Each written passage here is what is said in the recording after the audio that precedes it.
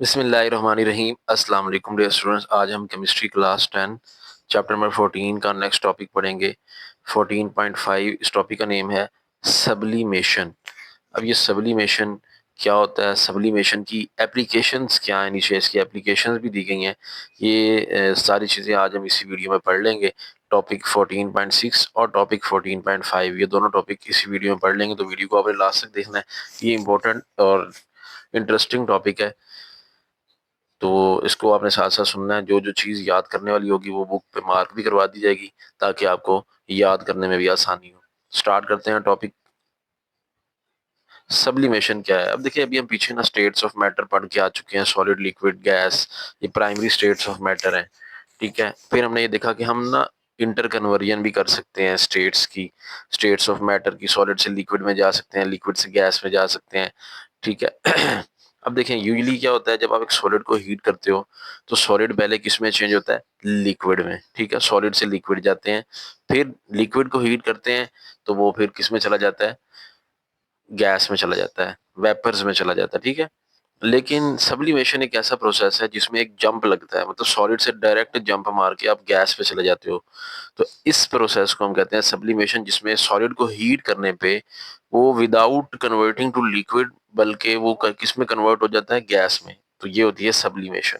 तो सब्लिमेशन को अब हम रीड करते हैं। The direct conversion of solid to vapours without melting is called sublimation. ठीक है, कि एक सॉलिड का मेल्ट हुए बगैर डायरेक्ट ही वेपर्स में चेंज हो जाना, इसको क्या कहते हैं? सब्लिमेशन। अब फॉर एग्जांपल इसकी क्या है? Carbon dioxide, solid carbon dioxide की बात कर रहे हैं। Solid carbon dioxide which is also called dry ice, खुश्क बर्फ का अगर आपके पास एक पीस हो, वो डायरेक्टली जो है वो गैसियस कार्बन डाइऑक्साइड में चेंज हो जाता है at room temperature without melting to liquid state.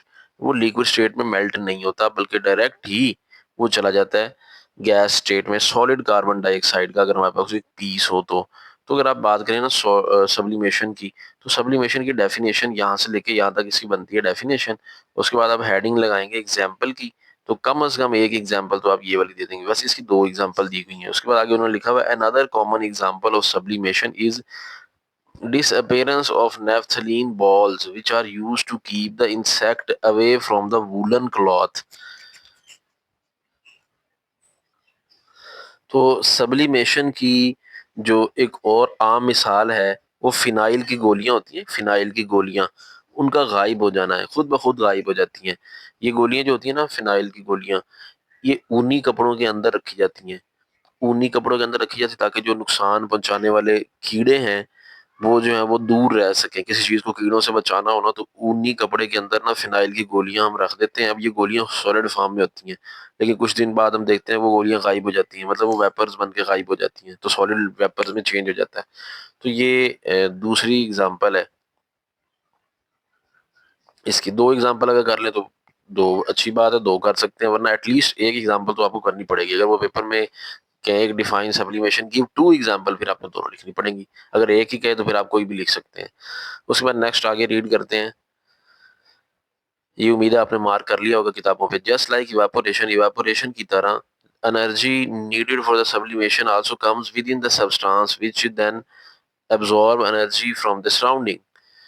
अब देखिए कि ना, जैसे कि हमने पढ़ा था कि जो इवापोरेशन का प्रोसेस है कि किसी कंटेनर में पानी हो तो पानी खुद ब खुद जो है अपनी लेवल थोड़ा कम कर लेता है, इवापोरेट हो जाता है। उसको एनर्जी बाहर से नहीं प्रोवाइड की गई, वो खुद ब खुद ही एनर्जी गेन कर लेता है, एटमॉस्फेयर से अपने अंदर से ही गेन कर लेता है। ठीक है, उसकी विद इन द सब्सटेंस वो एनर्जी गेन कर लेता है। तो ये कहते हैं इवापोरेशन की तरह जो एनर्जी सब्लिमेशन के लिए जो चाहिए होती है ना, वो भी विद इन द सब्सटेंस, मतलब उसी सब्सटेंस के अंदर से ही आती है, जो कि बाद में वो एनर्जी एब्जॉर्ब कर लेता है सराउंडिंग से। दिस एनर्जी इज सफिशिएंट, ये एनर्जी उसके लिए काफी होती है to overcome the attractive force of neighbouring molecule which then escape into vapours phase. तो ये सब्सटेंस के अंदर से जो एनर्जी है वो इतनी ज्यादा होती है कि वो जो पार्टिकल्स के दरमियान फोर्स ऑफ अट्रैक्शन होती है, जिसकी वजह से पार्टिकल जुड़ा होता है, सॉलिड बना होता है, वो ब्रेक हो जाती है। वो एनर्जी की वजह से ब्रेक हो जाती है, ओवरकम कर लेती है उस अट्रैक्टिव फोर्स को। और पार्टिकल जो है वो डायरेक्टली अपनी state double time, two time change करके, मतलब सॉलिड से लिक्विड में नहीं जाता, लिक्विड को क्रॉस करके वो डायरेक्टली वो गैस फेज में चेंज होकर एटमॉस्फेयर में वेपर फेज में चला जाता है। ये तो था सब्लिमेशन का टॉपिक, इसमें याद वही करना जो मैंने आपको स्टार्ट में अंडरलाइन करा दिया है। बाकी है इसका रिवर्स प्रोसेस है डेपोजिशन। अब ये डेपोजिशन क्या होती है? डेपोजिशन है कि रिवर्स प्रोसेस ऑफ सब्लिमेशन। जैसे reverse process of evaporation is called condensation, इसी तरह reverse process of sublimation is called deposition. तो डेपोजिशन क्या था? Process reverse to sublimation is called deposition. अब डेपोजिशन में फिर क्या होगा? गैस सॉलिड में डायरेक्टली चेंज हो जाएगी। उसमें सॉलिड डायरेक्टली गैस में चेंज होता है ना सब्लिमेशन में।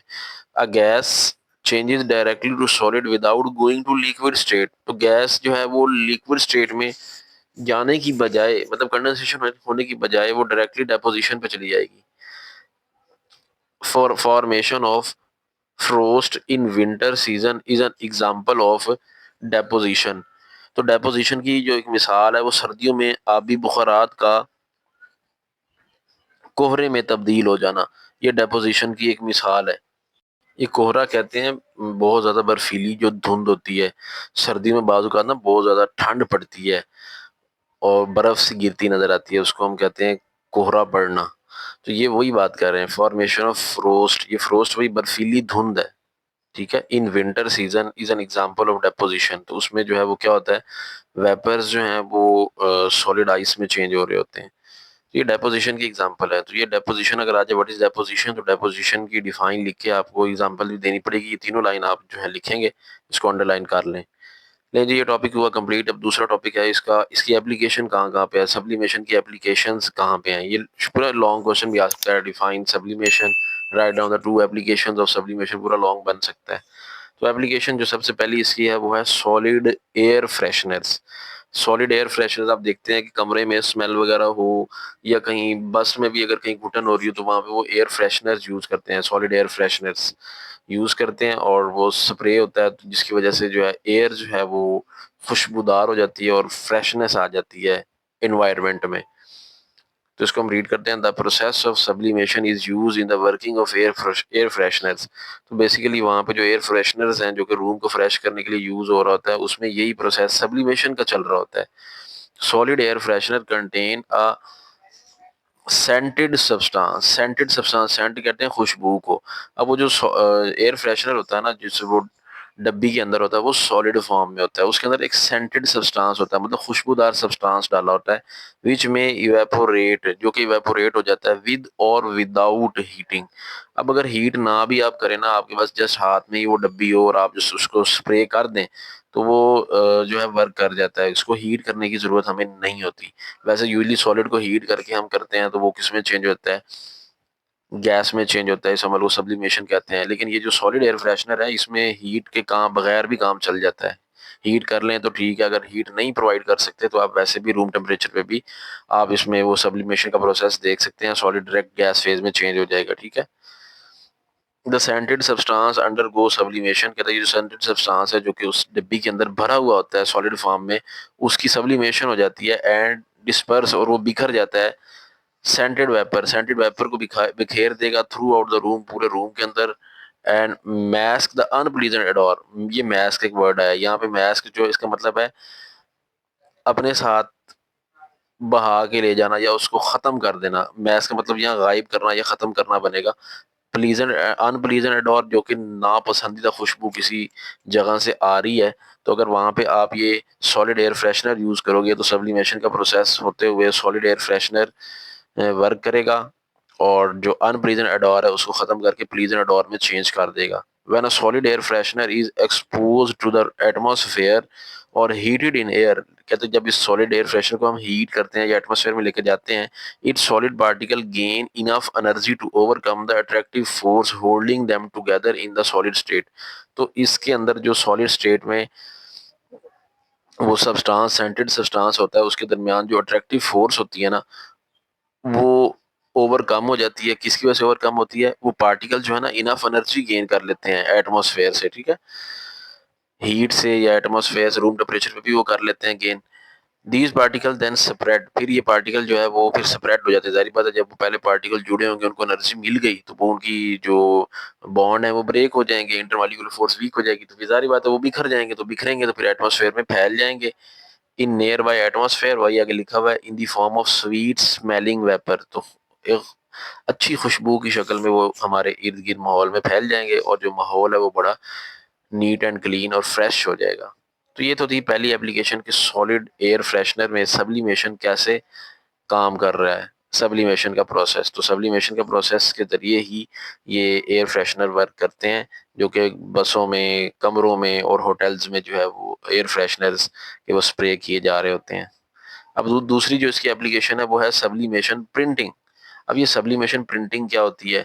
आप देखते हैं कि ना, अब बच्चे अक्सर शर्ट्स पहनते हैं, उसके ऊपर ना डिफरेंट कलर्स के कार्टून और शेप्स बनी होती हैं। जैसे कि अगर मैं आपको एग्जांपल एक दिखाऊं, ये देखें, ये शर्ट्स हैं, ये शर्ट्स देख रहे हैं, वो कप बना हुआ है, उसके ऊपर ये फ्लैग्स बने हुए हैं और ये भी एक कार्टून सा बना हुआ है। ये अब ये शर्ट के ऊपर कैसे आ जाते हैं?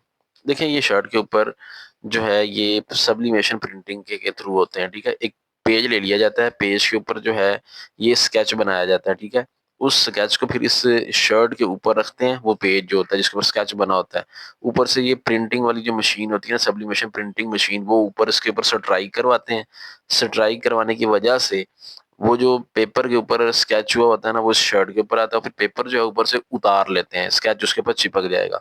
फिर ऊपर से वो मशीन दोबारा उसके ऊपर फेरेंगे, हीट प्रोवाइड करेंगे, प्रेशर प्रोवाइड करेंगे, जैसे इस्त्री करते हैं। तो फिर वो ये जो पक्का हो जाएगा ऊपर, ये जो प्रिंट है ना, ये पक्का उसके ऊपर चिपक जाएगा और ये फिर कभी उतरता नहीं है, ठीक है। तो इस तरह करके ये जो शर्ट्स पे आप देखते हैं स्केच बने होते हैं, डिफरेंट डिफरेंट कलर्स के कार्टून, फ्लैग्स, कप्स वगैरह, जैसे आपके सामने स्क्रीन पे भी शो हो रहा है, ये सब्लिमेशन प्रिंटिंग ही है बेसिकली। तो अब हम उसको रीड भी कर लेते हैं।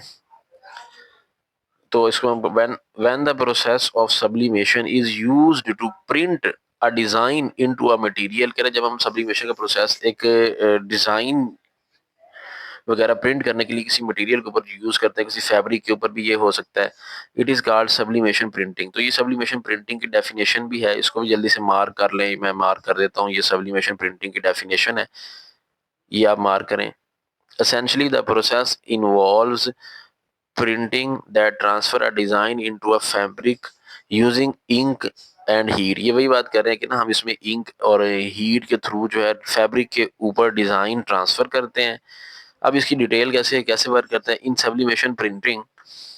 The first step is to print a design on to a special paper using sublimation ink. मैंने वही बात की ना, पहले पेपर के ऊपर डिजाइन वो प्रिंट किया जाता है, जो कि हमने किसी फैब्रिक के ऊपर या कपड़े के ऊपर या किसी मटेरियल के ऊपर हमने करना होता है। पहले उसको पेपर के ऊपर आपने बनाना है। तो अगर आ जाए ना व्हाट इज सब्लिमेशन प्रिंटिंग की वर्किंग क्या है, तो यहाँ से इसकी वर्किंग स्टार्ट हो रही है। मैं यहाँ हेडिंग भी लगा देता हूँ, आप भी बुक पे लिख लें वर्किंग।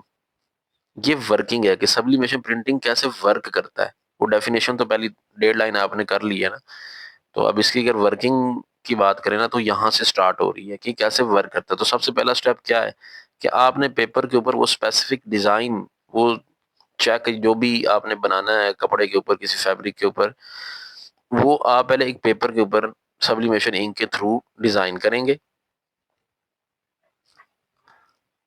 उसके बाद the printed paper is then placed onto the fabric. फिर हम उसको वो कपड़े के ऊपर जो फैब्रिक या जिसके ऊपर बना रहे हो उसके ऊपर रखेंगे एंड अप्लाई करेंगे हीट और प्रेशर। ठीक हो गया।